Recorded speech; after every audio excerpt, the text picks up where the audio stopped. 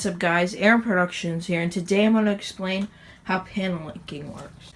Now it's kind of hard to show both panels at once because I'm kind of crammed into this corner with these lights here, so because I want you to be able to see everything. So basically how this works is there's two different wires.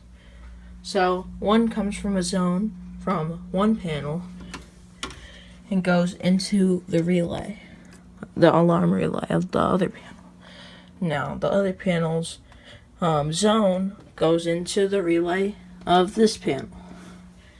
So, how this works is, you know how a zone is usually tripped, like a switch. Good example is the 270 SPO. Let's see if we can open it. So, you know, it's like your normal switch.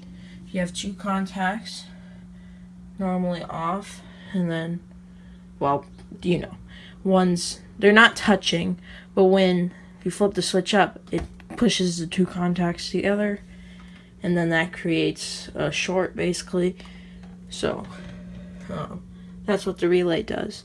It's basically like a automatic switch. So how that trips the other panel is once this panel goes into alarm, it sets off the alarm relay, which will turn on the switch and set off the other panel, which in turn will also set this one off too. Now if this panel were to go off, the alarm relay would trip, and then the zone on this one would close, basically like the switch, because the relay was a switch, and then it would short it out, and then that would set off the alarm, and it would also set off the zone that this was on, so both zones would be activated since this is a double system. Now, on my MS2 panel, I have it hooked up to my MS10UD. The MS10UD is not hooked up to the MS2 though, so it just activates one zone. It doesn't activate the MS2 if the MS10UD goes off. Now I recommend obviously not doing this if you don't know what you're doing, but obviously, as you know, I work with electricity out as well, so I basically know how switches, relays, and zones and everything works. So yeah. So, let's give a little demonstration. Now, let's go activate this system first.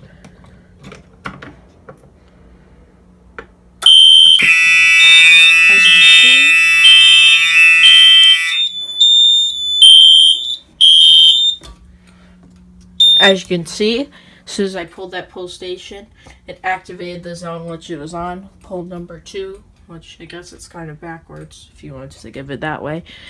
And then that activated the alarm relay, which activated zone 5 because it shorted it out because it's basically a switch. And then it also activated zone 1 because it basically, if it activates this panel, also activates the relay on this panel. So then that goes into there.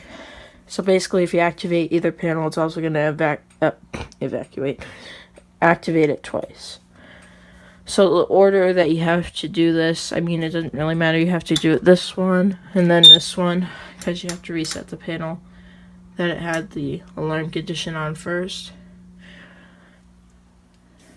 Now, should be good. There we go.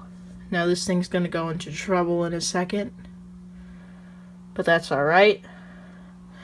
We're just going to go ahead with the RSG T-bar over here. And then there goes the other panel.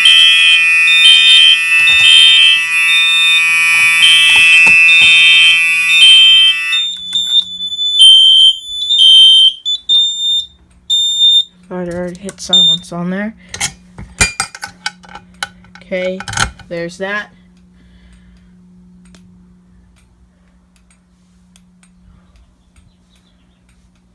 Reset. Should have reset that one first. It's fine because if that one activates, then I could just, because that one's still resetting, it won't go off for a while. But I think we're good.